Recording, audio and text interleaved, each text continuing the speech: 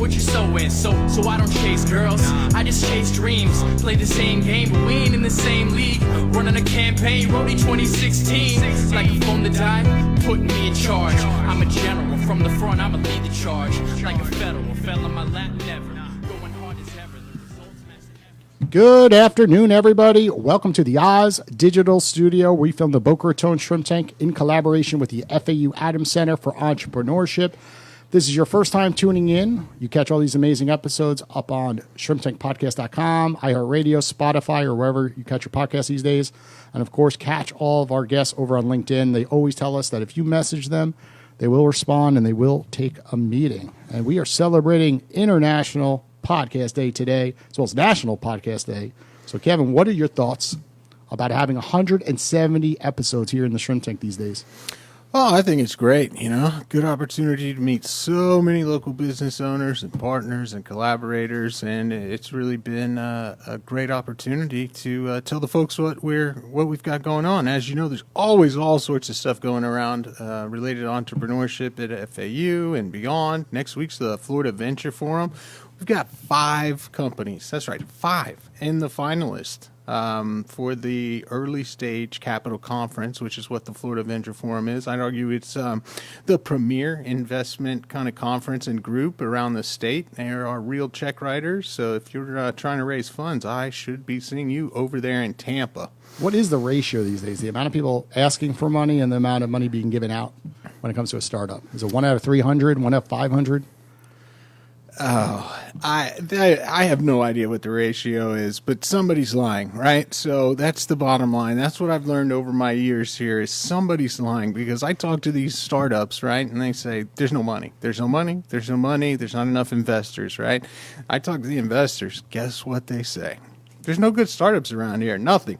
We have all this money. We can't find an investor. So somebody, by definition, is wrong, right? Maybe a little bit of both are wrong, but entrepreneurs out there realize there are VCs, PEs, angels, and family offices that have to deploy funds. That's how they operate, right? So they're on a crunch timeline too. They're at the Florida Venture Forum. They need to deploy X amount of funds annually.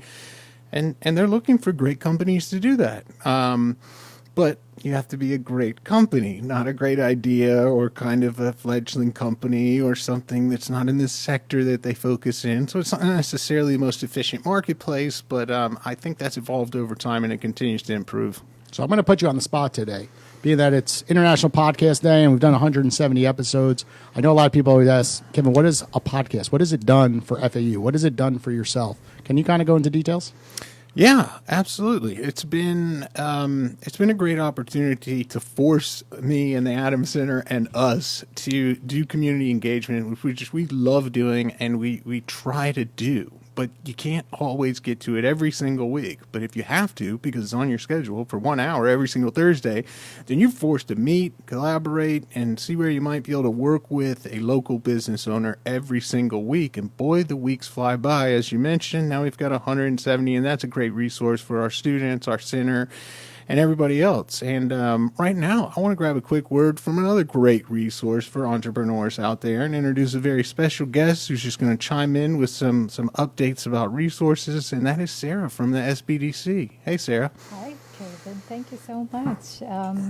So I'll talk about SBDC. SBDC promotes economic prosperity by attracting and retaining businesses in Broward and Palm Beach counties.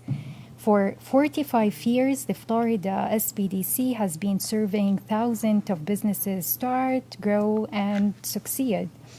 SBDC offers one-to-one consulting services with no cost, including a series of specialized services such as capital access, market growth, international trade, government contracts, also disaster relief and preparation, including workshops and webinars around cybersecurity and more.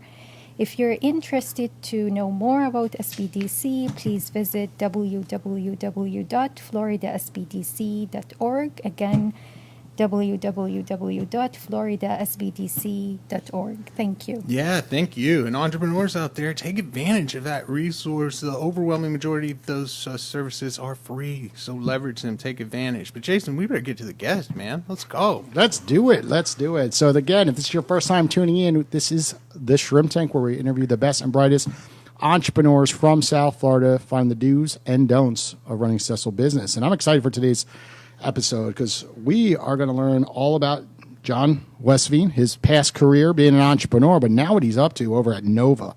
I mean, what he has built is incredible. I took a tour of the incubator, the accelerator, whatever we want to call it. It's like more than that, I feel. So, John, let's start out with just telling everyone a little bit about who you are and tell us about what just got built over at Nova. Well, first of all, thank you for having me today. I'm honored to be on the 170th. 170th on a very important day. National/International Podcast Day. This is really exciting for me. So my name is John Wensveen. I'm the Chief Innovation Officer at Nova Southeastern University and Executive Director of the Alan B. Levan NSU Broward Center of Innovation. You asked what we're building. We are building a economic development engine for South Florida. We are linking the innovation ecosystem as one region. Forget about the discussion between counties. We are one, and essentially what we've done is we've created a model that's really a world first that supports the founder's journey from birth of an idea right through successful exit of a company, or maybe it's a global expansion opportunity as the next level of advancement. I'm happy to get into the weeds with you on it, but that's basically the pitch. Oh, we're going to get into the weeds.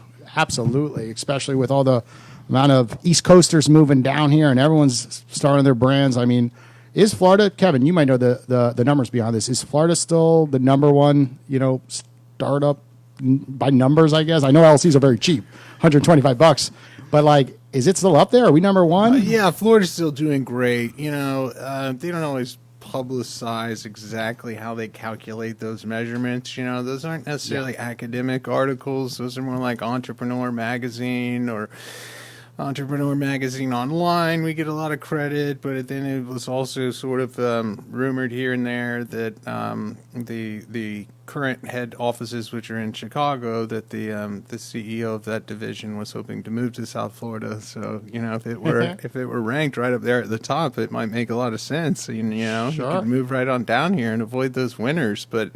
Yeah, Florida's doing great. The ecosystem is phenomenal, and certainly we're going to hear more about these newer components to it down here. But it's really expanded, and there are just so many resources for entrepreneurs. I've been doing this down here for a decade, and I was just giving a presentation today to some students and throughout the week, and it's a decade ago there wasn't. There wasn't all this stuff. We had our business plan competition. We gave away some money, and then good luck. And since then, we built an entire ecosystem. So then when people like Jan Bednar win the business plan competition, he can go into the accelerator, and he can get support, and he can get mentorship. And then, last year he can raise $355 million at $1 billion valuation and manage a global company with 1 million square foot of storage space all around the planet doing fulfillment. So with this ecosystem, those types of things can happen, and we love to see it. So the more, the merrier. We're very open for collaboration and everything that we do. So John, tell us, give us the journey of a startup going through the incubator, the accelerator, right? I come to you, right? I have a startup. I'm working on one called Owl, right? Absolutely. And, what do I do? Kind of let our audience know. How do I apply? Then what's the first chapter of my journey? All right. So the interesting thing about our model, and I should note that we just built this facility, is 54,000 square feet of space that's built at the NSU campus in Fort Lauderdale on the 5th floor of the Alvin Sherman Library. It is a massive space. We had a cement box that we started with, no demolition, and what we did is we said, I'm going to tell you my journey of how we built it, because that really answers your question as well. We thought about the founder's journey. So what does an entrepreneur need to do from the time they come up with an idea to the time that they want to commercialize to the time that they want to exit? So we scoured the earth and we looked at all of the innovation center models in existence and identified the pros and cons, and then created some own strategies here in South Florida. You didn't want to just do the wing it model like most entrepreneurs? No winging right? it. Like, no. How do I hire people? They look dressed well that day. No, right? absolutely not. We wanted to move the mountain. And that's exactly what we're doing. And we got our certificate of occupancy this last July, and we're just about to open our doors officially next week. But if you think about a founder's journey, and it's really an experience, and at every turn they have to experience something good or bad. And what we're doing is we're building a journey that's designed around physical infrastructure where somebody comes in at any stage of the life cycle of entrepreneurship, whether it's ideate, incubate, accelerate, or post-accelerate. And there isn't another model that actually does that. And what we do is we create this massive collision station where we force the entrepreneur to collaborate with other academic partners, industry, government, the investment community, the professional and social networks. And then we bring all of the wraparound services under one roof as well as virtual access. So basically we reversed engineered the entire life cycle of what an entrepreneur needs to do. So when you say others aren't doing it, what are others doing it so our audience understands? So most models around the world, whether they're here in Florida or elsewhere, really are focused on incubation or acceleration. Yeah. So they're an incubator or an accelerator. Occasionally you may find one that overlaps with each other, and generally somebody would go through a program, and there's nothing negative about it. It's just a different model where somebody goes into a program, they either get their idea to the next scalable opportunity, or they've got something that's turning revenue that gets to that next level, and then essentially they graduate, and hopefully they got some funding out of it as the next step, and they're really left to fly on their own. So the birdie leaves the nest. In this particular case, what we do is we make sure that we can handle the entrepreneur at any stage of that life cycle, including I don't even have an idea, and we can show you how to make the idea happen and make our way down that journey, if you will. So it's a bit unique. And the goal here is to focus on three themes around innovation, technology, and entrepreneurship. So and the reason that we have those three themes is because innovation spurs new technologies, which leads to new entrepreneurial journeys. And then the four pillars of the life cycle, to get back to answering your question, focuses on ideate, incubate, accelerate, and post-accelerate. And then what we do is we focus on 6 key outcomes and then tie those outcomes back to the entrepreneur. And this helps shape their application process. So we focus on breakthrough ideation, the creation of new technologies, a new talent skills pipeline that creates credentials for the emerging tech sector, new company formation, new job creation, and then the scaling of early stage and young startup companies. And when you think about all of those outcomes and you think about the entrepreneur or other industry partners that we may work with, they have a place on that menu. So we have appetizers, entrees, and desserts. And then when you come in and you're accepted into one of these programs, one of the core programs, you then have a 4, 6, 10, or 12-week journey, depending on the schedule and how we put it together, where you're interacting with other members in your cohort from completely different areas, bringing new ideas to the table. And then at the same time, you're meeting different mentors and program facilitators throughout that journey that connects you to their network, and they're there with no ulterior motive. So is there a cost involved? Like, is there any, we're going to take equity after the 12 weeks? Like, kind of explain how many people get into these programs so our audience really understands. And then, after the 12 weeks, how does it go from there, I guess? Because now you said you're not leaving them, just to kind of figure it out anymore. So right. So there's no cost of entry for any of our core programs. What we're doing is reducing or eliminating the barriers of entry for the entrepreneurial ecosystem, and we'll be relying on industry support to sponsor those. At the current time, we're bootstrapping it on our own. And there's a reason that we're doing that. We are not taking equity in any of these companies. We want to see success stories and help them grow.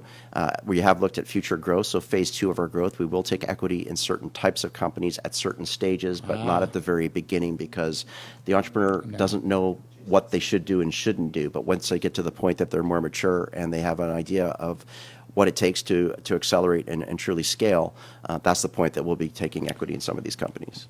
Yeah, wow. So this is really kind of interesting in terms of the way you've set everything up to have a formal kind of journey. So everything we do here, and we have kind of pieces and parts for any entrepreneur similarly in any stage, right? From idea to acceleration to really just like global growth at the research park. That's more physical space than really support. But at that stage, they're off and running, right? But it's very much modular and kind of designed such that you sort of navigate it yourself, which some people can do and some people can't. When we find those that are the most successful are the most kind of ambitious, and they're like, well, what should I do next? We have the WAVE program for basic core research, and then I teach my boot camp, which might come after that, but you might go in the reverse order, right? You might come to the boot camp and then say, this wasn't a good idea. Go back to WAVE, investigate some new technology or something else, right? And then we have the National Science Foundation's I-Core program, but that's specifically designed for companies, that are really kind of deep tech, right? If you have a great business, but it's not deep tech, it's not suited well for that. And then our accelerator kind of runs the gamut of pretty much incubation or early stage. And then we have some companies in there that are certainly accelerators, but it's very much modular. So like, here's the journey. We will walk you through it. It's like, here's the ecosystem. You kind of self-navigate it. And I can see some instances where that works absolutely just fine, but there are some others where people get a little bit lost. It can be confusing. To me, it all makes perfect sense, but I'm deeply embedded within it. And, when they run into me, I'm like, well, just do this now, then do this, and go here, and you'll be fine. And they're like, oh, I didn't know about these things or how to navigate them. So it's interesting. And it's also worth noting, like, we're not... we're sort of agnostic to any other accelerators or opportunities for our companies. I'm not sure whether you have kind of the same model, but we let our companies do other accelerators too. We have one company right now that's at Techstars in Indianapolis, which I'd argue is probably right behind Y Combinator in terms of the most promising tech companies, I don't know, maybe in the world, right? Y Combinator is probably clear number one, but right behind, I was actually a mentor for Techstars this week. That was wild. They didn't even put 1 minute between the meetings with the teams. Like, I don't know, to use the restroom or something. It's just one after another. So that was kind of wild. Also, you got to learn how to do the fake Zoom. You just put a little picture up there and it's moving, and they think you're actually really moving, and it buys you 2 minutes. Yeah, come on, Kevin. You got to be tricky with this stuff. I also appreciate the your plans to hold an equity position. I hope the whole industry, and I mean entrepreneurial support in academia and the National Science Foundation, I'm talking to you, that I hope they'll transition into taking that equity. It's a much more sustainable model, right? NSF wants to expand their ability to do commercialization. Well, if they take a stake, right, and you could structure it as a forgivable grant if the company never does a raise. If they do a raise, it's at that valuation. Maybe a discount, whatever. But if they raise institutional funds or other funds, then that converts, right? A convertible note that then results in equity. So that also solves their problem of not wanting to expand too fast or too slow, because if they're just hitting a bunch of home runs, they can expand as fast as they can possibly expand, right? With more and more and more funds. If they're picking losers, they won't actually expand. They'll just stay the same as they are now. So it's kind of like a self-fulfilling type of thing. So I love that model to the extent you can kind of prove it out. Entrepreneurs typically overvalue their early stage things, and they're like, no, I won't give you 2%. And it's like 2% of nothing is nothing. So like, you have an idea that's average, but I'm sure you've dealt with all that kind of stuff before. Yeah. John, can you explain some of the rooms at the center so our audience kind of gets an idea what is really there? Yeah, absolutely. So pictures, words really don't do it justice. You really have to come and walk. And we have open tours, and we're happy to accommodate so you can see it. But when you talk about a journey, it's not a room and a chair. Every single square feet has a return on the investment. And I should have noted at the beginning, too, that this is also a public-private partnership. It's a co-invested model with Broward County and NSU. And initially, both parties invested a total of $10 million, of which there's been additional funding since.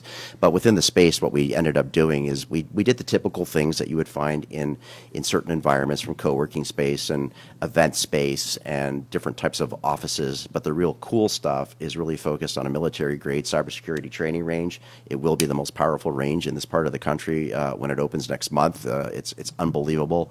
Does everything from entry to mid to advanced professional level training, R&D, skunkwork capabilities. Will be certified at different levels to work with different industry and government agencies.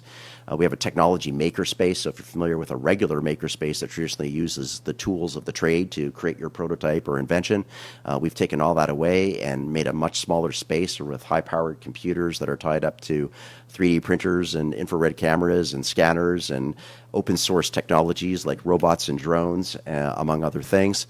We've also created what I believe is the only official pitch space in the state. There are very few of these rooms, even on the East Coast of the U.S. It's more of a San Francisco Bay, Silicon Valley type of resource, but it's a room that's been built with the psyche of the entrepreneur and the investor in mind, that you can stream throughout the facility as well to the world, and literally have the entrepreneur pitch to capital anywhere or vice versa. And it's an amazing facility that's a community resource here for all of South Florida. We're also building a full-fledged media production studio, so you can do podcasts, webcasts, TV, radio production, prototype videos, investor pitches, etc. Again, another open resource, and maybe one day we can actually do our own podcast from there.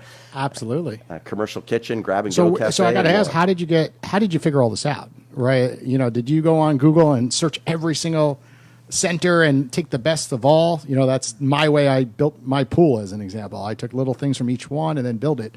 Like, how did you get, to this design? So yes, the easiest thing to do is the Google piece, and certainly did the online research, and had an opportunity to visit multiple facilities around the world over the years, so had some good ideas of good places to visit, and then also took it from my own journey about what does an entrepreneur need to do, what do they need access to, what kind of infrastructure, what kind of resources, and designed it a lot around that. So let's go backwards. Could we just, in 2 minutes, 3 minutes, just explain where your entrepreneur, side came from when you were younger, and then how you end up, moving over to this side? You may be sorry you asked that question, because it started at the age of 3, but I promised to accelerate. So that's why I said 3 minutes. I had a feeling that one could be a 12-minute one. I got it. I'll accelerate it. I promise you.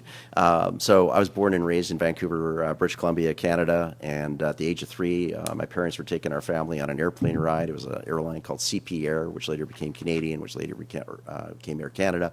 Dressed in a U.S. pilot outfit, and there was a fire aboard the aircraft with one of the engines. We had to evacuate, and from that moment, I had the aviation bug, and all I wanted to do was fly airplanes. So to accelerate later in life, through my high school years, I started flying and loved it. And then as I went into my undergraduate years, I realized I really didn't want to be in school. I was bored to death, and I just wanted to be around airplanes or the industry. So I left for a couple of years. I was very fortunate to join a company that was the fastest growing airline in Canada at the time, and I started off in flight operations and then advanced into some global supervisory roles, and involved in radio, and had my own radio show for 3 years and did pretty well with it, and among other things. And then I ended up in the U.S. and got a professor job at a place called Embry-Riddle Aeronautical University in Daytona Beach, Florida, and became a professor of airline management. And in my spare time, I wrote books, did speeches, and carved myself into a niche consulting world where I became familiar with the airline startup industry, and then consequently made my career around that, assisting airlines in the startup phase, or in some cases, the removal of the airline if they were in a bankruptcy type situation. And that led to all kinds of different positions within aviation higher education, as well as the industry again. And it's a long, long story, and lived in about 14 different cities around the world, but somehow ended up here in South Florida, my 4th return to the state. I don't expect to be leaving anytime soon, and that's what led to the position that I'm in now. Wow. I have a feeling we could go on for 2 hours going through when you were 3 to right now, then it sounds like. So we're going to take a quick commercial break, hear from one of our sponsors. When we get back, we're going to jump into our hot or not segment of the show. Step into our state-of-the-art innovation lab and create your digital future. Oz uses cutting-edge technology and 22 years of industry knowledge to enhance customer experience through digital innovation in a variety of expertise. Oz is a leading global consulting company whose services and solutions are trusted by startup, midsize, and even Fortune 500 companies.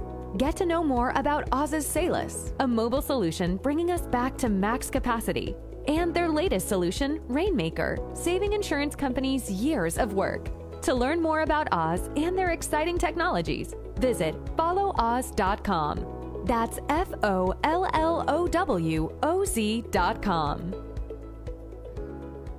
Good afternoon, everybody. Welcome back to the Shrimp Tank. As a reminder, catch all these amazing episodes at Shrimp Tank Boca live 4 p.m. on Thursdays. And, of course, Instagram, we put clips on every week. And we are now doing Owl App, where you get to actually speak to our guests every Thursday, where we do it from 10 to 12 o'clock. It's in beta right now. It's the coolest experience because no other podcast I know about actually takes their guests and actually puts them on a platform where you get to chat with them one-on-one and really pick their brain about what they were talking about the week before on our show. So, John, on this segment of the show, it's called Hot or Not. We're going to jump into a topic. Tell us why you think it's hot or not when it comes to, your industry. Okay, so when it comes to Clubhouse, hot or not? It's definitely hot.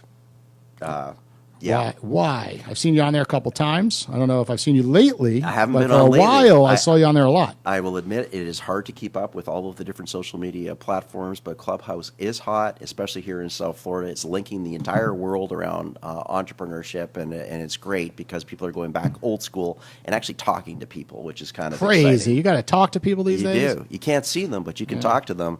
But it's definitely time consuming, but it's absolutely hot. And what I love about it is that the young generation is mixing with the older generation and everything in between, sharing ideas and collaborating around the same table and agree or disagree with viewpoints. But it's kind of exciting. So a lot of them are doing incubators on there, and they're trying to, at least. They're trying to form all their clubs and then try to get certain startups because they're all doing pitches on there. Do you like that model? I know Grant Cardone has done the TEDx incubator. He's taking something crazy, like 60, 70% I've heard, from a napkin idea. But they're doing everything behind the scenes, to help that napkin idea come to life. But do you like that model on there, or not sure? I have mixed opinions Yeah, about so it. do I. I can tell you a few horror stories behind that. And so I'm not the biggest fan, candidly.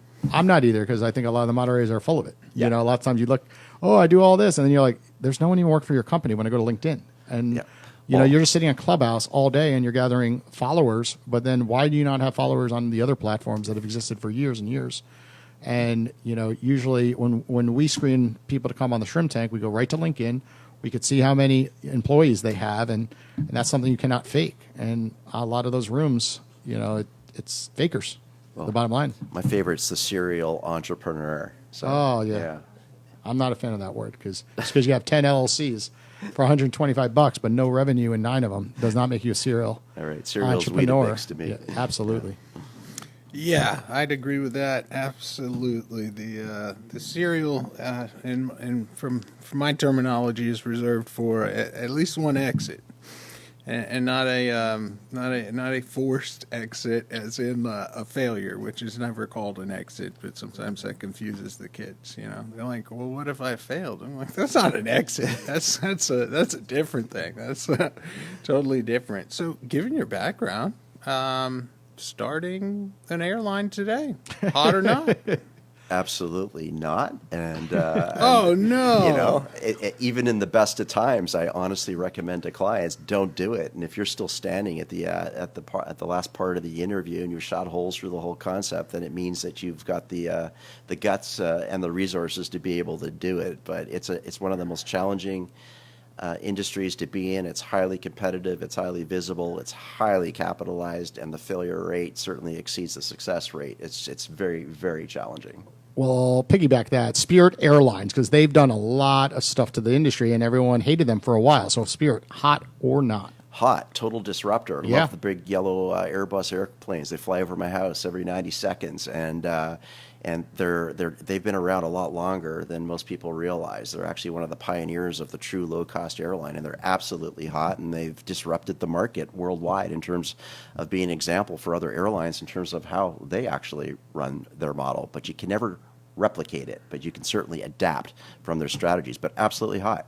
Yeah. When he said disruptor and Spirit, I thought the next thing he was going to say was, they turn it upside down by offering a terrible experience Of course, to the and customers. it works, because you can't ever get your money back. Good luck. Everybody's flown on Spirit, though, once. And everyone hates it, but they don't go back. That's the best model.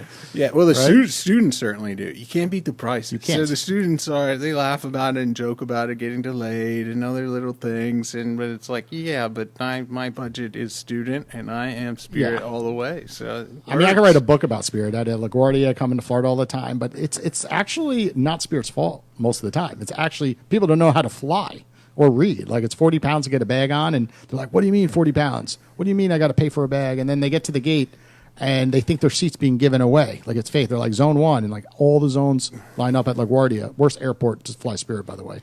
No one listens, and they all line up, and it's like panic mode. Yeah. And then if you fly into other airports, it's not so bad. Imagine that, a bunch of New Yorkers. Oh, jeez. Travis. Yeah, John, can you go into a little bit more detail about starting an airline? We were talking before the show, that was your dream to start one, but it sounds like it wasn't just one you were involved in. But here at the FEU College of Business, they teach us about things like barrier to entry, economies of scale. I mean, that has to be something like starting a bank or starting a national television news channel. Like, How many have you been involved in, and why were they right candidates, to start an airline or not? Sure. So everybody in the world wants to start an airline. The realistic part of it is very few have the ability to do it. So rarely is it ever an individual. Most of the time it's an airline starting another airline, or it's an extremely high net worth individual that has a network of other money that they have access to, or it's some kind of a financial organization that has the ability to be able to do it. So you are correct that the barriers of entry are extremely high. It has one of the highest risks of failure of any type of company that you could start anywhere in the world. Airlines, restaurants, and baseball teams are what I use as the example. Don't do it if you can't afford to do it. So there's a common saying in the airline industry: how do you become a millionaire in the airline industry? And you start with $1 billion. And that formula is very, very accurate. I myself have been involved in approximately 20 air carrier startups in all 6 regions of the world. So in the world of aviation, you break the world up into 6 regions, and I've had the opportunity to be in all of them. And the interesting thing is the process of starting an airline is very similar. The timeline to do it differs region by region, and there are different tricks of the trade that you can do to accelerate things. But it's a very challenging environment, and typically you're at least 2 years putting it together before you ever take your very first flight. And your very first flight is never a revenue generating flight. It's test flying with your civil aviation authority. So here in the US, it'd be your FAA. And you have to prove that you can actually operate a company and an aircraft and all the things that go with it. It's extremely intricate. And it's not something that I would normally recommend somebody going into unless they've got the resources and not worried about the failure. So of those 20 startups, how many are flying today? Probably less than 6. Wow, that's actually pretty good. I thought you were going to say 1 or 2. Yeah, but some of those resurrected under other brand names. That's the other thing about the airline industry. One shuts down, they start another one the next day, and it's the same people, different flag. Yeah. Okay, let's talk about the hottest applications coming through the door. When you look at all these applicants trying to get into your program, what do you look like? Give us this little secret here. Are the hottest areas that you guys are focusing on, and some of the coldest, where we wouldn't expect it. Obviously everyone loves tech right now, but of course things are overvalued at times. So hottest and coldest. So the hottest things are certainly around tech, but it's a very gray definition of what it is. And you can say tech is every industry in existence, because it is. For us, we're looking at the defined targeted industries here in South Florida in particular. So it's anything that will cover solutions around aviation and aerospace, banking, finance, virtual headquarters, health, life sciences, manufacturing, and particularly advanced manufacturing as examples. There's a lot more behind this, but those are the emerging industries of the future, and those industries are already here. So we're looking for opportunities that strengthen those industries here in South Florida, that it can also have a global platform, because we also see ourselves having local, regional, national, and international impact. And if you can tie it to the European markets or the Latin American, Caribbean markets, using South Florida as the gateway or portal to do that, that's what we're interested in. And then also sort of interesting is we're creating what I'll call a World Trade Center model, where we deal with innovative nations from around the world with the idea that the country will have a desk and a chair in this innovation center environment, and then we reciprocate with a desk and a chair on the other end, so that we have boots on the ground. And therefore you can import and export different types of technologies, business ideas, the networks, the funding, market access, because you can't just show up and you're in business. Well, you better make it like Epcot, where there's at least food from every country as well, so that way when people get the tours, they could try that out as well. Well, you need to come for another trip, because we now have a full-fledged grab-and-go cafe with your food, beverage, and the commercial kitchen and the beer taps. What about Starbucks? That's a big winner for me. We got a lot of coffee. But Starbucks? We promote the local entrepreneur. Okay, I like that answer. Good answer, Kevin. Yep. We don't need to give it to a public company like Starbucks, even though it's good coffee. We're all addicted. Nah. So what are the coldest? Overpriced. What are the coldest? You just went through the hottest, but like certain sectors that are just overvalued, and everyone thinks it's hot to get into these programs, but not so much anymore. Yeah, it's interesting. Florida, especially South Florida, is known for the sun and the beach, and there's still a lot of applications that come in around tourism, but it's old school's ways of thinking. I mean, the days of the hot dog stand are gone, and the franchising of the hot dog stand, that's not hot. And excuse the pun, hot dog. This sort of kind of slipped out, but that's an area that around leisure and tourism, and yet there are some other areas that are quite hot within that, but we still have a long way to go here. And there's a lot of stuff around medical and health, and it is growing like just exploding. But then there's this other side of entrepreneurs that are still thinking relatively old school and the old way of doing things, and it's just not. I mean, they're just cold. Yeah, I think everyone forgets that the whole entire construction industry. You could buy a company, going on getting SBA loan. You know, we were talking about the SBDC earlier, and it's old school folks that don't run the business properly when it comes to technology. They just typically run it through referrals. You know, a couple of reviews on Google, and whatever comes in comes in. But if they do it like one of our past guests, Erica's Plumbing, she just went to fix something at my house. And pretty much, they send you a text message, who's coming over, 20 minutes in advance. So you actually know it's not a 4-hour block. And there's high margins, right? So at the end of the day, it doesn't always have to be so techie. It could be techie within non-techie absolutely. field. And I'll kind of mention, so that the Techstars mentorship that I contributed earlier this week, that was with the Heritage Group. And they essentially offer term sheets to any of the companies who go there, and they're in Indianapolis, but they recruit companies from around the globe, and they really kind of focus on environmental stuff, so like clean tech, as well as construction, concrete, asphalt. And it was incredible to learn about how technology is now penetrating all the way through there. But at the same time, I hammered some of those entrepreneurs, as I like to, about how their customer development, processes go and their customer interviews are. And is it more like, oh, this is perfect, this is a wonderful integrated virtual dashboard where I can actually predict my profitability and make better bids? Or is it more like, I usually call John, and then he calls this guy, and then we get a ballpark estimate, and we stitch it in there, and they're like, well, we're kind of right at the tipping point.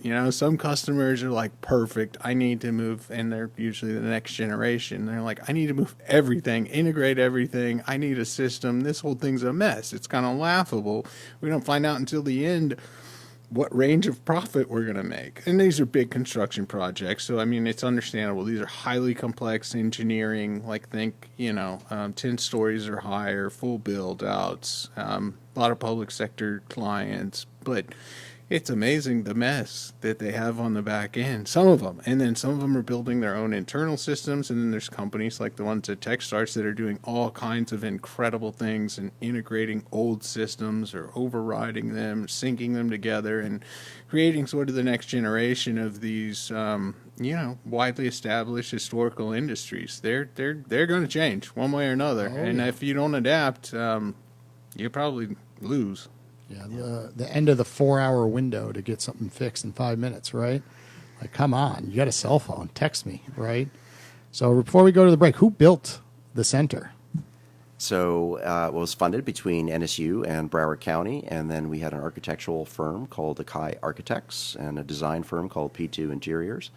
And together, we collectively built it together as a collaborative team. And then JWR Construction, which is all over the place here in South Florida, they were the ones that Dustin and the crew. Dustin and the crew. Dustin's a good guy. They were on the Shrimp Tank about 10, 12 episodes ago. We love Dustin. Awesome. Absolutely. Well, we're going to take a quick commercial break to hear from one of our sponsors. When we get back, going to jump into our Future Focus segment. Are you having a hard time finding good people? The key to successfully finding top quality candidates is to expand your candidate pool. That's exactly what a virtual hiring event powered by Premier Virtual will do for you. Over 2,500 virtual hiring events later, more than 25,000 companies have connected with over 250,000 job seekers. These events are much more than a resume. Virtual hiring events give your recruiters the ability to meet and pre-screen candidates and decide if they're a good fit. The efficiency and effectiveness of virtual hiring events has reduced time to hire from an average of 30 days to just over 7 days. Premier Virtual has received the top rating for ease of use and customer support on software review sites like G2 and Capterra. We've also been selected a top 100 company to work for in Florida by Florida Trend magazine. Meet our veteran-owned Delray Beach-based company by visiting premiervirtual.com and schedule a free demo to see how you could host your first virtual hiring event within 24 hours. premiervirtual.com. It's time to take your hiring virtual.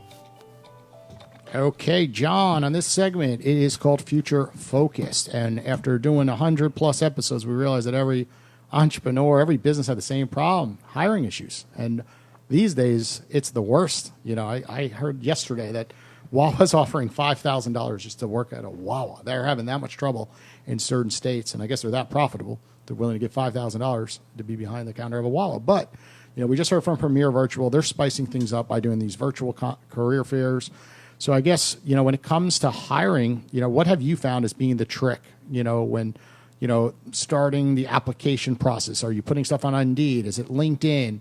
How do you get them through the front door? And then once they are through the front door, how do you guys do it? How do you guys maintain to get good quality talent working there? So it's obviously a huge challenge, and the global pandemic has really reinforced how much of a problem it is. And now we have a lot of individuals that are reinventing what they want to do in terms of a work environment.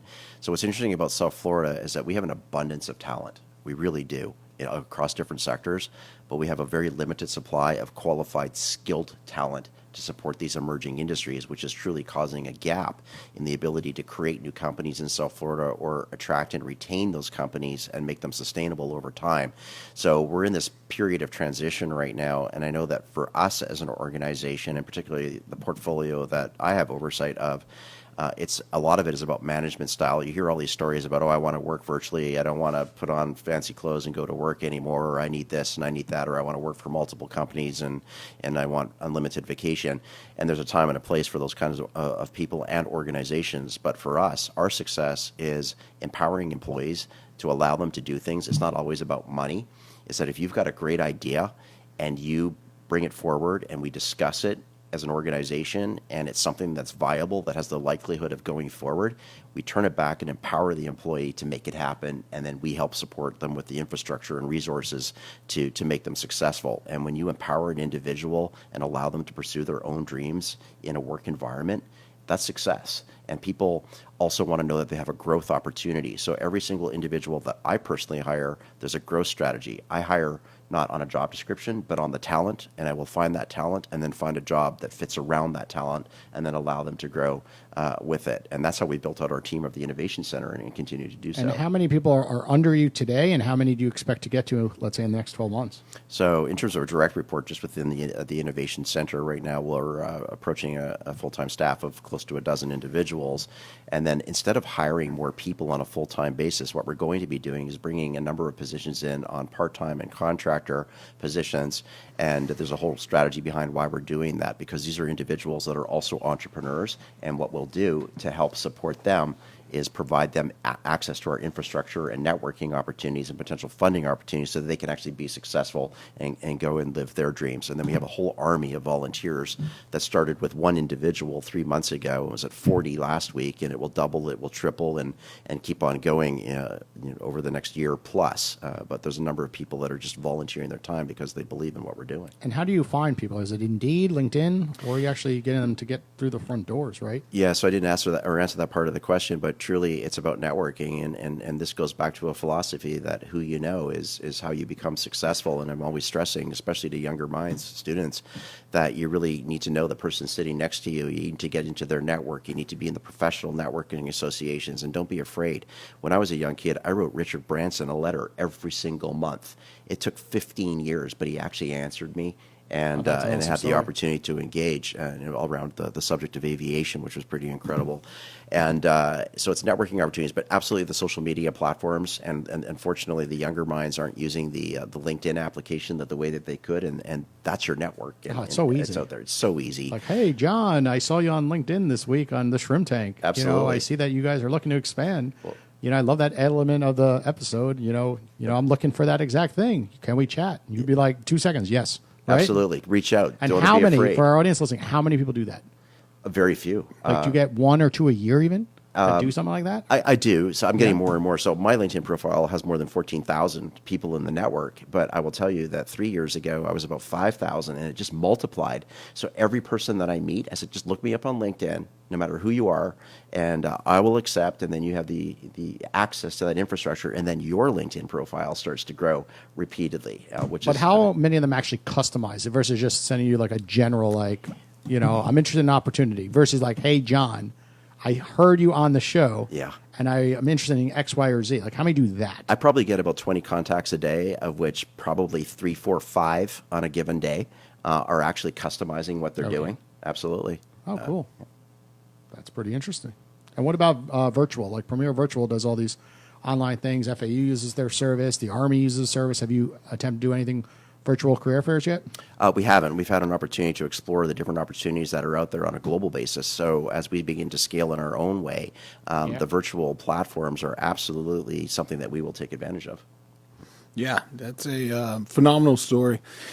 Steve, when he landed in our Veterans Entrepreneurship Program 2020, he had 9 customers and kind of a platform 1.0, and then right in the middle of that program, we went from physical in person, actually in this room, which wasn't the studio, to kind of virtual, and the rest is history. He's like, I don't know if I'm going to be able to do all the components of the program, but like I have 20 customers, 40, 80, 1,000, 10,000. I mean, it's really a great story.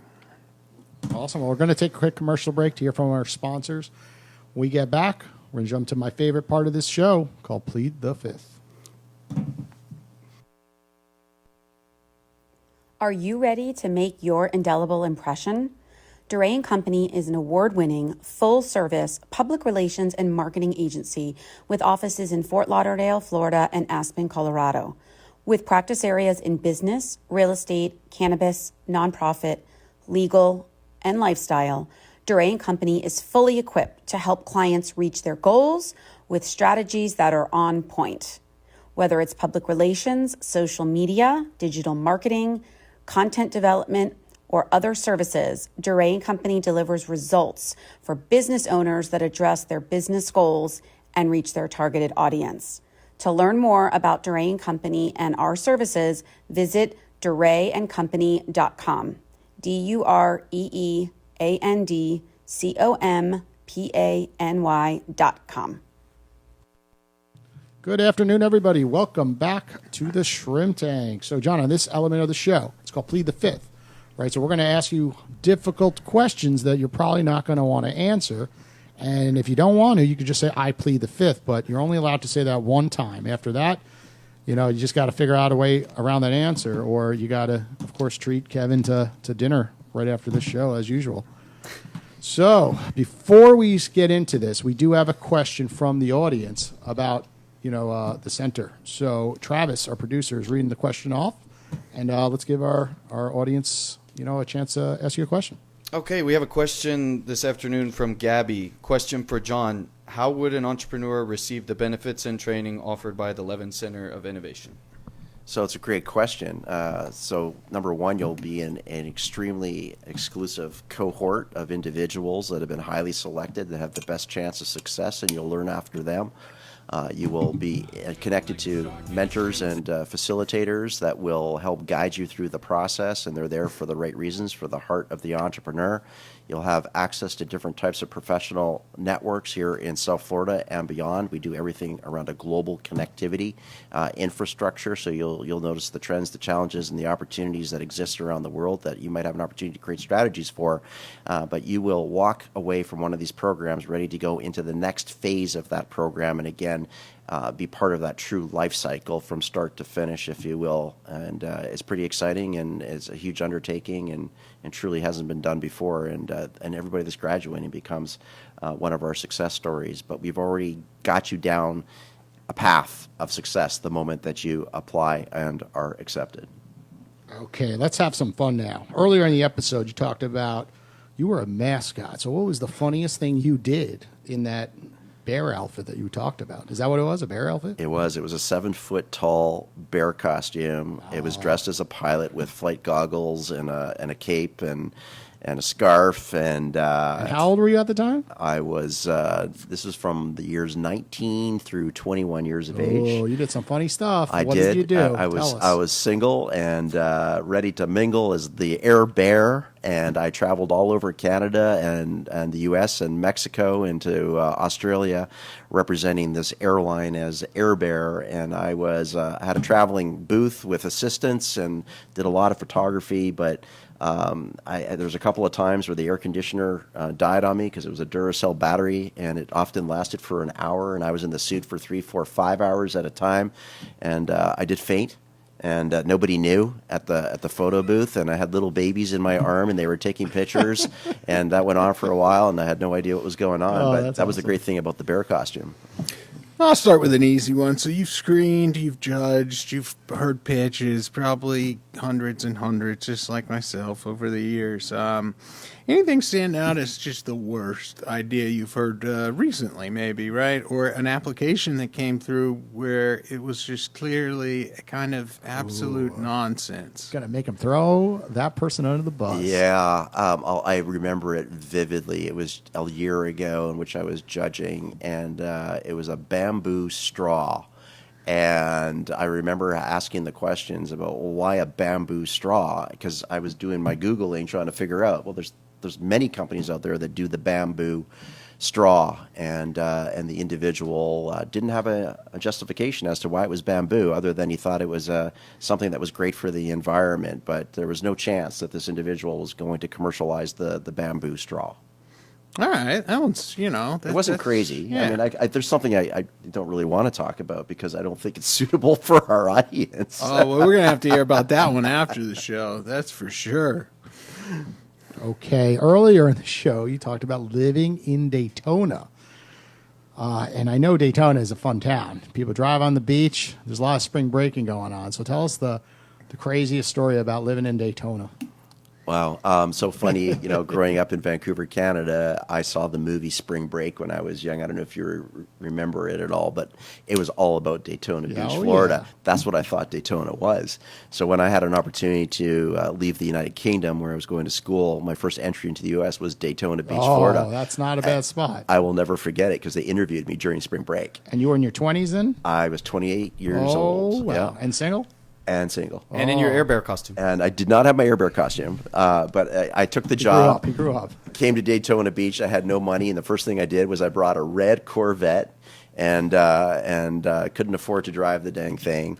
But I was the hottest guy in Daytona Beach as a entry level professor, and there were a lot of stories that went with that red Corvette. And nothing illegal. Did the Corvette go on the beach? The Corvette. That's where I was going to go with it. The Corvette went on the beach, and one day it never got off the beach because somebody didn't pay attention to the incoming tide.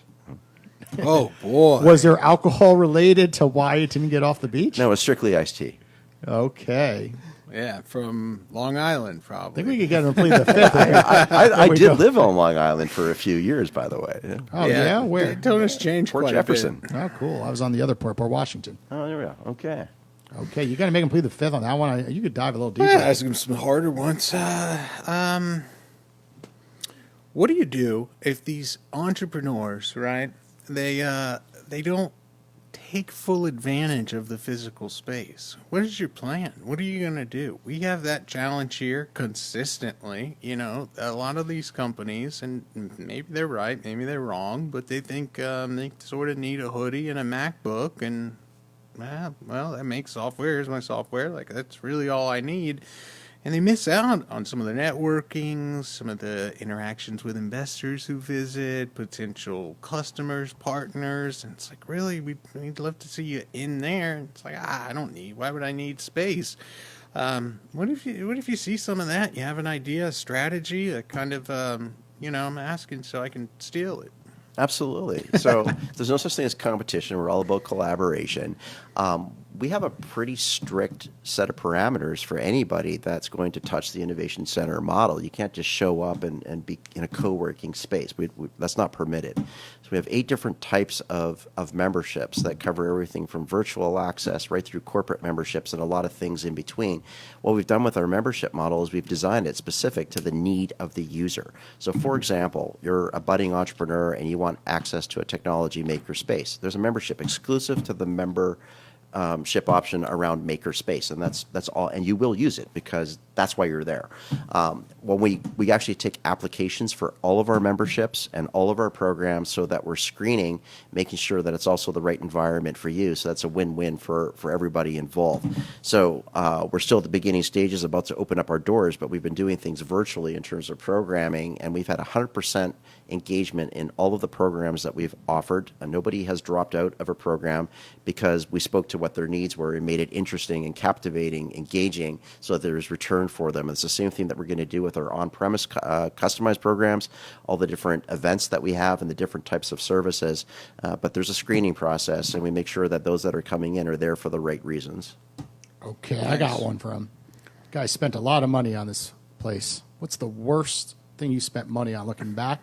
There's one thing that's in your mind that you're like, ugh, we spent like $1.5 million on this thing, and I don't know, and you're hoping it works out, but likely you kind of know it's a bad purchase.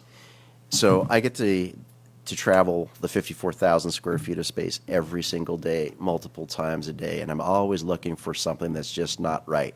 So the worst thing that we did, which was not a multi-million-dollar error or purchase, fortunately, but it's something that I have huge regrets over. There's a small corridor that looks like a green telephone booth with a table in it that no one can sit at because it wasn't designed the proper way. And it bothers me every single day. So when everybody comes by and says, well, what is that? And I say, well, that was a mistake. And I fortunately had a company come through recently in the world of med tech that said, that's not a mistake. That's our opportunity. And we're going to renovate that ugly piece of space, and we're going to put our brand on it, and we're going to donate our technology to you. And every user that comes through the Innovation Center gets free access to that technology.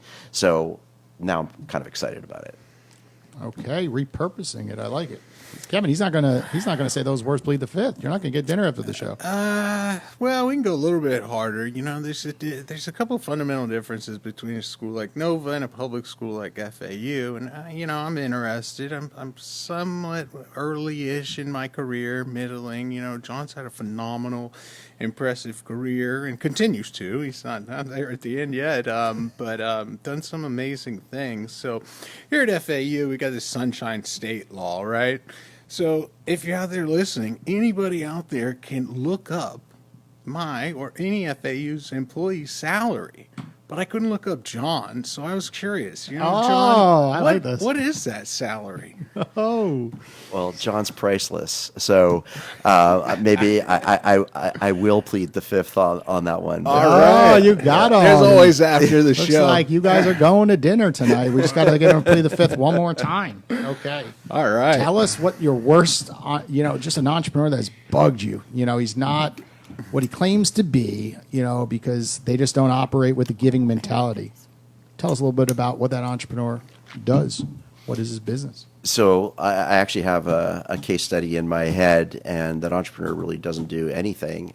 They have a number of businesses that don't do anything, just names on paper.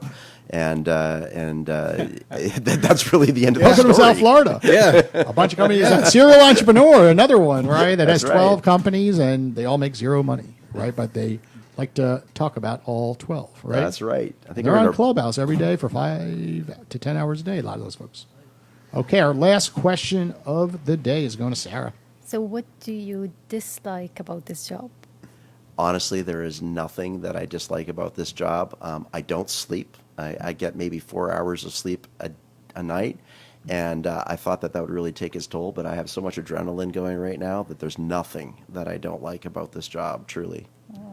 You didn't build a Murphy bed there where you could just do a pull-out for those 4 okay, hours? That's You might one as well stay complaint. there. I didn't get a place to rest, and I didn't get a shower built into the facility. No shower. That's a mistake. If you're there 16 hours, just got to do a quick freshen up. But I'm assuming like Nova's got a gym somewhere on campus. We do. It's actually, not that far. Right around the corner from the Innovation Center. It's a beautiful facility. But hey, maybe you can keep building. Yeah. I'm trying to encourage everybody at all these universities around here and some people, if you're a big book fan, are going to hate this, but ditch the stacks. You can expand to the whole rest of the library. Go digital, scan every page of every book, and let's put something we can use in those libraries. Let's move into the future. Okay, last one. What about podcasting? You didn't chat much about it. You said you're thinking about it, doing it, but you now have the headsets on. You got the microphones. Is a podcast like the Shrimp Tank in the future? Absolutely, it center. is. It's taking me back to my days in radio, and that's how I put myself through graduate school, and it's bringing back a lot of great memories. So we are definitely doing the podcasting, and you will all be guests on that podcast, I promise you. Nice. Awesome. Well, John, thanks for joining us here on the Shrimp Tank. For our audience listening, they want to get part of these programs. What's the website? If they want to reach out to you on LinkedIn, what's your handle? All right, LinkedIn, you can look just John Wensveen, and if you really want to, can't remember my name, can't spell it, just do at SFL Innovation, and it will pop up. Well, they can see the posts under my name, Jason Hill. You know, follow me. We're posting all about him this week and next week, and link to him, of course, and we'll have all the details, what he was speaking about on shrimptankpodcast.com's website, a link to the center where you could apply to be part of these programs. Well, John, again, thanks for coming out to the Shrimp Tank. We'll be back next Thursday at 4 p.m. Take care, everybody.